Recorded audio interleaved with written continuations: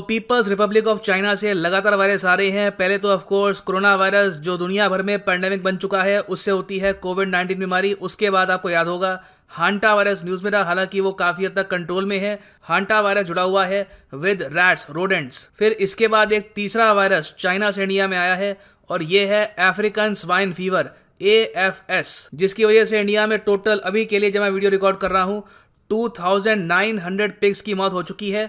और सबसे अजीब बात यह है कि इस बीमारी के बारे में पिछले 2 या 3 दशकों तक किसी ने सुना नहीं था। ये लोगों को लगा कि विलुप्त हो चुकी है बीमारी और ये बीमारी वापस अब सरफेस होगी नहीं, मगर चाइना ने यहाँ पे सरप्राइज किया लोगों को और चाइना में एक मैसिव आउटब्रेक हुआ इस बीमारी का अप्रैल 2019 में।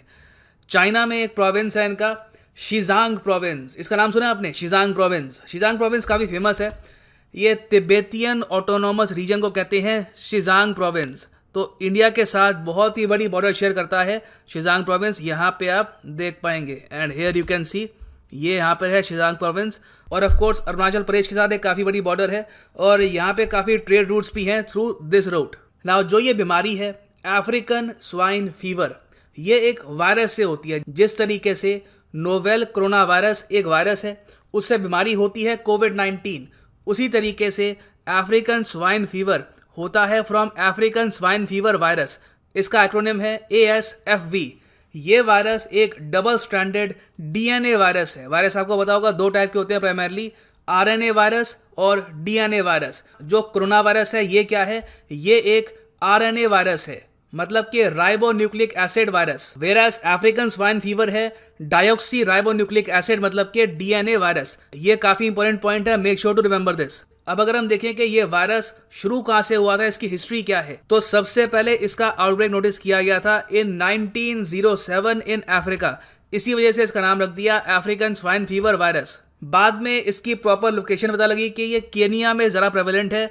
1921 तक इसके बारे में ज़रा जानकारी मिली, मगर उस टाइम देखिए जो पिग्स की फार्मिंग है वो इतनी होती नहीं थी। अफ्रीका में काफ़ी हद तक लिमिटेड रूप में वो पिग्स की फार्मिंग करते थे। पिग्स का मीट अगर ज़्यादा लोग खाते थे तो वो खाते थे इन यूरोप। आपको पता होगा पिग से जो मीट मिलता है उसको हम कहते हैं पोर्क। तो उसके बाद 1957 में किसी तरीके से वायरस यूरोप में पहुंच गया और फिर पोर्टुगल की जो राजधानी है लिस्बन, यहाँ पर यह वायरस बहुत ही लार्ज स्केल पर फैला और फिर पोर्टुगल और स्पेन में काफ़ी लंबे समय तक ये वायरस रहा। वहाँ पर ये ऑलमोस्ट एक एंडेमिक बीमारी बन चुकी थी, वहाँ पे ये बीमारी बस गई थी। फिर उसके बाद काफ़ी सालों के बाद इन्होंने ये वायरस इरेडिकेट कर दिया बहुत सारे पिग्स को किल करके। और तब से लेकर अब तक आप अगर देखो तो कोई मेजर आउटब्रेक इस बीमारी का हुआ नहीं था, मगर चाइना ने यहाँ पर फिर से दुनिया को एक नया वायरस प्रोवाइड कर दिया है। और देखिए प्रॉब्लम यह है कि इस वायरस की कोई वैक्सीन नहीं है और इस वायरस का जो मोर्टेलिटी रेट है ये है 100%। इंडिया में जो नॉर्थ ईस्ट रीजन है, जो हमारी नॉर्थ ईस्टर्न स्टेट्स है, प्राइमरली पोर्क वहाँ पे कंज्यूम किया जाता है। बाकी रेस्ट ऑफ इंडिया में पोर्क की कंजम्पशन काफ़ी हद तक लिमिटेड है। मगर इंडिया में जो टोटल डोमेस्टिकेटेड पिग्स हैं इनकी संख्या है 27 लाख। तो काफ़ी बड़ी आबादी है और बहुत से फार्मर्स डिपेंड करते हैं इन पिग्स पर अपने लाइवलीहुड के लिए। तो काफ़ी ख़राब होगा इन सब फार्मर्स के लिए अगर ये बीमारी इंडिया में प्रॉपरली फैल गई और बहुत सारे पिग्स इससे मर गए। अब नेक्स्ट क्वेश्चन यहाँ पे सामने आता है कि ठीक है तो पिग्स के लिए ये ख़राब है, ह्यूमन बींग्स को ये अफेक्ट करता है। देखिए अभी के लिए जो ये वायरस है इतना म्यूटेट हुआ नहीं है कि ह्यूमन बींग्स को डैमेज कर पाए। हालांकि ह्यूमन बींग्स काफ़ी बार इस वायरस को कैरी करते हैं, मतलब कि एक ह्यूमन बींग एक ऐसे पिग के पास जाता है जिसको ये वायरस हो रखा है तो वायरस बिल्कुल ह्यूमन बींग के अंदर जाएगा, मगर वायरस इतना पोटेंट नहीं है कि ह्यूमन बॉडी को नुकसान पहुंचा पाए। फिर अगर मान लो वो ह्यूमन बींग जो इन्फेक्टेड है इस वायरस से किसी हेल्दी पिग के पास जाता है तो वो ह्यूमन बींग ये वायरस उस पिग को दे सकता है। तो ह्यूमन बींग्स यहाँ पर कैरियर का काम करते हैं, मगर अभी के लिए ये वायरस इतना म्यूटेट हुआ नहीं है, इतना स्ट्रांग हुआ नहीं है कि ह्यूमन बींग्स को बीमार कर पाए। और यहाँ पे आप देख पाएंगे ये एक काफ़ी अच्छा ग्राफिक है from the Inter American Institute of Cooperation on Agriculture. ये यहाँ पर कह रहे हैं it is harmless to humans, it can affect both domestic and wild pigs. अब ये देखिए एक इंटरेस्टिंग बात ये भी है कि जो ये वायरस है जब भी फैला है ज़्यादातर ये वायरस होता था टू वाइल्ड पिग्स। पहली बार हम देख रहे हैं एशिया में कि डोमेस्टिकेटेड पिग्स में भी ये वायरस फैल चुका है और अब सारी उंगलियां उठ रही हैं चाइना पर। मगर चाइना सिंस आज के समय काफ़ी हद तक प्रेशर में है बिकॉज ऑफ कोरोना वायरस, तो चाइना ने यहाँ पर जो सारा ब्लेम है ये डाल दिया है ऑन इंडोनेशिया।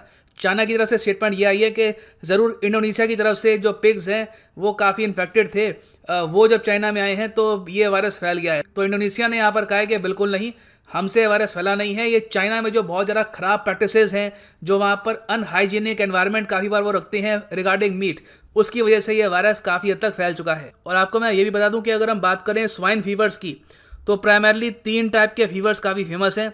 एक तो है क्लासिकल स्वाइन फीवर, जिसकी वैक्सीन हमारे पास है। फिर है ASF, अफ्रीकन स्वाइन फीवर, इसकी कोई वैक्सीन नहीं है। फिर तीसरा है स्वाइन फ्लू H1N1। H1N1 बिल्कुल ह्यूमन बींग्स को इम्पैक्ट करता है, ह्यूमन बींग्स की जान ले सकता है। थैंकफुली अभी के लिए ये फैला नहीं है। तो अभी के लिए इंडिया में हम क्या कर रहे हैं? अभी के लिए हम इंडिया में कर रहे हैं कलिंग। कलिंग का मतलब होता है सिलेक्टिव तरीके से पिग्स को मारना। जहां पर आपको लगता है कि एक सस्पेशन है कि एक लॉट है पिग्स का, 100-200 पिग्स हैं, ये इन्फेक्टेड हो सकते हैं, तो उनको पहले ही मार दिया जाए। और मारने का जो प्रोसेस होता है वो भी काफ़ी हद तक क्लीन होता है। जो ह्यूमन बींग्स वहाँ पर जाते हैं एक प्रॉपर सूट पहन के जाते हैं, ताकि वो खुद भी इस वायरस से इन्फेक्ट ना हो जाएं और इस वायरस को कैरी करने वाले ना बन जाएं। फाइनल पॉइंट मैं यहाँ पे ऐड करना चाहूँगा कि जिस तरीके से ह्यूमन बींग्स के लिए है वर्ल्ड हेल्थ ऑर्गेनाइजेशन, उसी तरीके से जानवरों की हेल्थ के लिए भी एक संगठन है। इसका नाम है World Organisation for Animal Health. इसका जो एक्रोनिम है ये है OIE। अब यहाँ पे आप पूछेंगे W तो है ही नहीं, ये OIE इसका एक्रोनिम कैसे हो गया? देखिए, ये जो संगठन है ये फ्रांस बेस्ड है, पेरिस बेस्ड है।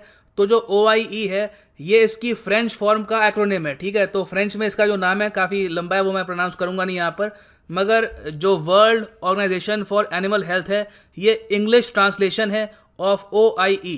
ये एक इंटर गवर्नमेंटल संगठन है जो दुनिया भर में जानवरों की हेल्थ की केयर करता है। इंडिया बिल्कुल इसका मेंबर है। इसके टोटल 182 मेंबर्स हैं और इसके हेडक्वार्टर्स हैं इन पेरिस, फ्रांस। तो जैसे ये बीमारी इंडिया में फैली तो हमने सबसे पहले इन्फॉर्म किया है World Organisation for Animal Health को। सो ये है एंड इस वीडियो का। उम्मीद करता हूँ यहाँ पे आपको कुछ जानने को मिला होगा। Thanks for listening and as always God bless you all.